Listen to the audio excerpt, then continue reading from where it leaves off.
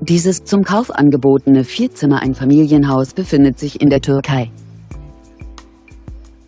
2006 wurde dieses Objekt erbaut. Es hat 3 Schlafzimmer, 2 Badezimmer und eine Gästetoilette.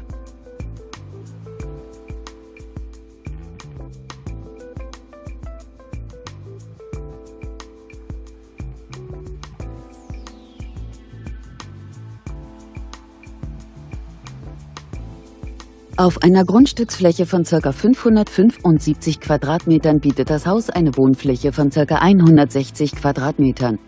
Das Objekt steht für 139.000 € zum Verkauf. JHO Immobilien steht Ihnen bei Fragen zur Verfügung.